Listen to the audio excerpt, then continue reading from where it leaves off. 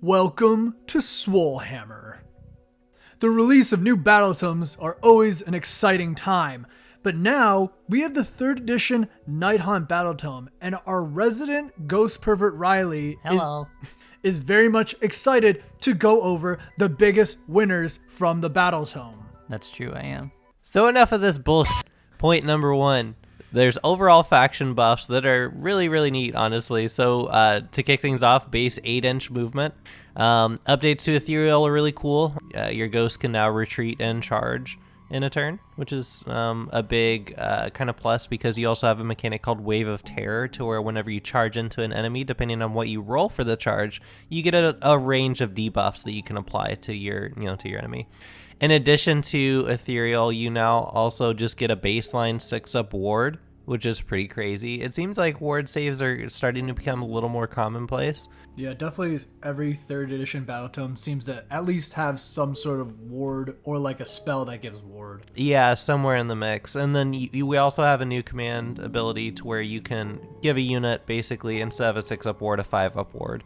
So that should really help with some of your lower wound counts, like the low wound heroes and that kind of thing, that are your sort of buff bots, which is not, too unlike the old edition for Nighthaunt, where you have a bunch of small buff bots. They are fragile, but now they're a lot less fragile because of the sword. Frightful Touch from some units is now baseline across pretty much all units. It works a little differently. Before, it used to be like, I believe Spirit Host had it to where if you roll a 6 on your to-hit rolls, you automatically deal a mortal wound instead of having to roll, your 2 wound and then your opponent saves, blah, blah, blah. Now it's across everything, so if you roll a 6 on your to-hit roll, you skip the 2 wound roll, but your opponent can still roll a save. That's just kind of how it works now. But like I said, it's on every unit, which is really cool.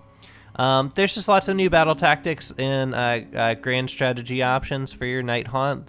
A lot of them are pretty easy to achieve, which is just super strong because sometimes those universal battle tactics aren't the best if you have to lean solely on them. So for the best new unit that's being introduced, I kind of decided to go with Alrock, the Drowner. He's the kind of the ferryman unit. He has like a boat that he's like built into. And he just like whacks you with his oars and stuff. It's kind of funny. There's a couple of other units that were introduced, but this is just my favorite. It's a neat sculpt, as you can see on the screen, but making work for Rafik here. Mm-hmm. He's super mobile. He's kind of a beat stick boy. He's pretty fighty as far as Nighthaunt goes anyway. He also has a cool mechanic where he can kind of teleport and redeploy somewhere else and take a single unit with him. So long as they're visible to him, which is pretty cool. And then he also gets like extra damage on charge, which is a little spicy with, the Wave of Terror and Ethereal retreat and charge kind of mechanics that you get to do. Seems like you can kind of abuse that a little more with Alrak, and I think that'll be a lot of fun. Yeah, he's also a fairly cheap leader option, under 200 points. And also with the teleport, you can take another new unit, the Craven Throne Guard, teleport them and immediately shoot something. And that's because they're in range, because it's 12-inch range, and you have to be 9 away from an enemy. I think that's very beneficial if you just want to like split your enemy and have their attention be split. I think that's a really crucial tactic, especially for Nighthaunt, who are looking a little more to like castle in the new Battletome. Yeah. So if your opponent has like a unit that's really vulnerable, only has a couple wounds left, and you need to take care of them, but they're pretty well protected, you could just deep strike with Alrock and bring your crossbows with you, and then pop off a couple shots and finish that unit off. So I think there's some fun options there for Alrock for fun play. So for the most interesting summonable unit within the new Battletome, I went with the Spirit Hosts. They have this cool new ability called Drawn to War. It allows you to kind of funnel wounds off from your hero units onto nearby Spirit Hosts that are within, I believe it's 3 inches. Whenever you go to assign a wound to a leader unit that's within range of a Spirit Host, you can roll a die for each one of those wounds. On a 3-up, you can just shrug those wounds onto your Spirit Host. Now, as an important rules notice, you can't then do like a ward save or anything on the Spirit Host to try to negate those. They're not negatable once you transfer them to the Spirit Host. But it's a good way to kind of, it makes those like vulnerable buff bot heroes a lot more durable if you just kind of keep them, babysat with the Spirit Host units. Yeah, and also on top of the fact that they retain their high attack values, 6 attacks each, 18 in a base unit, and they have +1 to hit now. They went from a 5 up to hit to a 4 up to hit. You're not going to be wanting to throw bodies into this like huge swarm of spirit hosts that surround your heroes. It's a pretty scary ordeal. Well, because you'll be terrified because of the rules. But, TM. But yeah, it's definitely makes them have the most utility and probably one of the most important units in the Battletome. Yeah, I definitely think so. And it's still like, I know that some people might think that, 4 up to hit, 4 up to wound sounds bad, but you've got to remember, that you've got that Frightful Touch baseline now. Which, Spirit Host always had, but with 18 dice that you get to roll on a fully healthy Spirit Host unit, that's a lot of wounds that are going to be automatic. Okay, moving on to the most interesting leader unit, I decided to go with Kurdos Valentian. Brutal melee profile. He's got -3 rend on his scepter now, which is improved from -2 before. He also has flat 3 damage instead of a D3 like he used to. He loses kind of those funny, like, in some occasions he can roll a D6, for the damage, but I just like flat 3. There's no swinginess to it. There's not those moments where it's like, oh, it's a D6, I'm really going to put in some hurt now, and you just roll a 1, and that feels terrible. Also, you would never run Kurdos into the enemy general, which was the prerequisite for the D6. It's like he wasn't fighty enough to survive that. So. Yeah. And now, if you throw him with, like a reinforced, like, Spirit Host unit, he becomes kind of a gank squad, and it's a lot better. The Spectral Claws also have -1 rend, which is new. So that's a little bit of a boost to like his sort of secondary attack profile. In addition, his command point stealing ability is easier to achieve now. It used to be that you could only, roll at the top of the round on a 5 up, you steal a command point from your opponent. But now, if you're within 6 inches of any enemy hero unit, you can do that on a 4 up. You can improve that now, whereas before it was only 5 up ever. Which I think is pretty cool.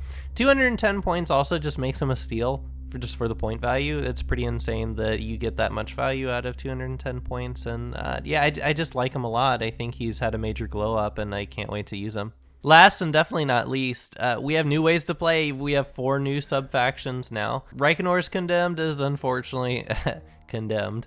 It doesn't exist anymore, which is a little bit of a bummer. I know some people like to play that sub-faction a lot. Emerald Host does still exist, but it's completely reworked.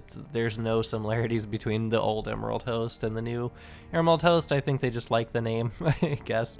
In addition, they've added the Grieving Legion, Scarlet Doom, and the Quicksilver Dead. They all come with, new battle line options and unit-specific benefits. My personal favorite, which is apparently a little bit of a hot take compared to what I've seen online, is the Emerald Host. I think you get a lot of value out of the ability to just pick, D3 units +1, and at the top of every round on, I believe, a 2-up, that unit takes D3 mortal wounds, a D3 +1 if they're a monster. I think you can get a lot of value out of that for basically doing nothing. Yeah, I mean, by battle round 2, you could realistically just kill like a support hero by not doing anything. Multiple, yeah. Yeah, it's pretty powerful. I think having that baseline, because like each sub-faction only gives real one small benefit as opposed to before where they used to have like paragraphs of text. I think just having a flatline mortal wound dealer is just consistency. Even if it's a D3, it's just consistent because it's a 2-up. Yeah. In every round. You're gonna get that probably every round. As a secondary, Scarlet Doom is also pretty fun.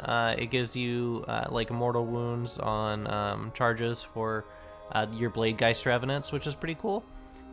Quicksilver Dead seems to be the favorite that people have online. I don't know if I 100% understand. It gives you abilities to go through ward saves with your Dreadscythe Harridans, but your Dreadscythe Harridans still aren't good, and so you really don't want to be bringing a whole bunch of Dreadscythe Harridans, especially it's like there are a lot of ward saves as we mentioned in the in 3rd edition and the new Battletomes. But I don't think at any point are you going to send like 20 Dreadscythe Harridans into a Great Unclean One hoping to kill it. Like, it definitely seems a little too risky. Yeah, for me, I don't know if I feel like the Dreadscythe Theridans are bad. I don't love them, and I feel like the ward save thing is just so situational that more often than not, you're not going to be getting value out of that. So I would choose to go with a sub-faction that you're always going to get value out of. So that's just my personal opinion. Play what you want, rule of cool, and enjoy, your own play style. So yeah, those are our 5 biggest winners from the Nighthaunt 3rd edition Battletome. I'm really excited to put these ghosts on the board. I feel like they really kept the spirit of how Nighthaunt. I get it. That actually wasn't intentional at all. I feel like they kept the spirit of how Nighthaunt is intended to play for previous editions, but found ways to make it a lot more viable. You still have a lot of these buff bot heroes that kind of go around and cause a little bit of havoc, but now they're not as vulnerable and gankable, and I think it'll be something that we'll see a lot in tournaments and GTs and things like that. I think people are going to play a lot of Nighthaunt. That makes me super happy as someone who intends to main Nighthaunt. So yeah, thanks for joining us. If you like this kind of content from other 3rd edition Battletomes, let us know in the comments, and let us know what Battletomes you'd like us to go over and review. As always, this is Rafiq. This is also Riley this time. Hello. And remember, the Swolehammer, stay swole.